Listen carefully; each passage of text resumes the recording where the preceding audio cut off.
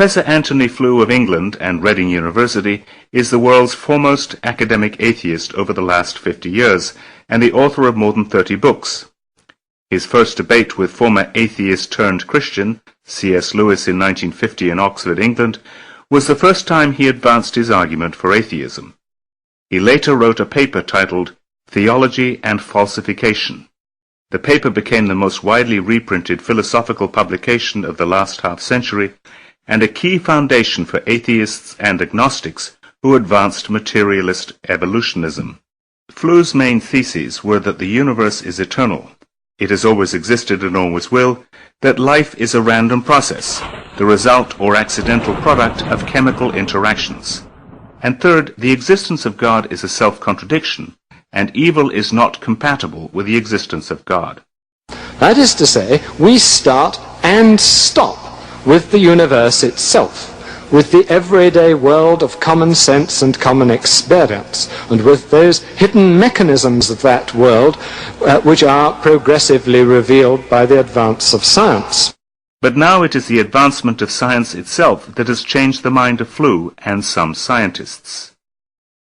At a recent summit at New York University, Flew changed his position and now believes in God as the creator of the universe. It is all, in my view, a matter of the enormous complexity by which the results are achieved, which look to me like the work of intelligence. Flew discussed the points with Professor Gerald Schroeder, who was with the Weizmann Institute of Jerusalem and MIT, and Professor John Haldane of the University of St. Andrews. Flew turns to various discoveries of science to prove his point. From the fossil records showing the sudden appearance of a fully developed life to the emergence of visual consciousness across the animal kingdom to the basic need for reproduction. But it is the manifestation of life written in DNA and the transcription of DNA to RNA and RNA into protein and the subsequent process of protein folding that makes the best case for Flew. What I think that the DNA material has done has shown by its almost unbelievable complexity of the arrangements which lead to produce this being, that intelligence must have been involved in getting these extraordinarily diverse elements to work together. As for the battle between evolution versus creation in the classrooms, it seems it may never end. But it may be explained best by re-quoting Flew. Which looked to me like the work of intelligence.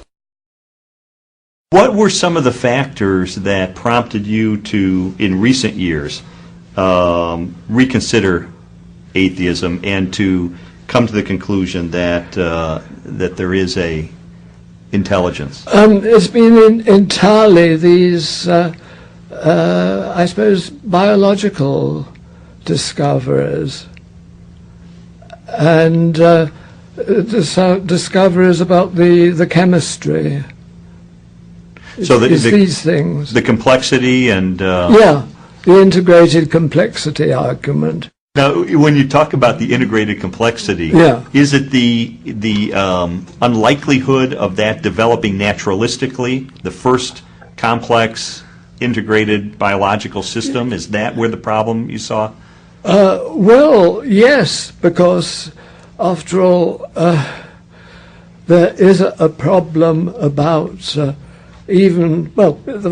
physical nature. There's it's if the integrated complexity of the physical world is a good reason, as Einstein clearly thought it was, of believing that there was an intelligence behind it, then this argument applies a fortiori with the inordinately greater integrated complexity of the living world. It seems to me this is just obvious that that argument is much stronger now.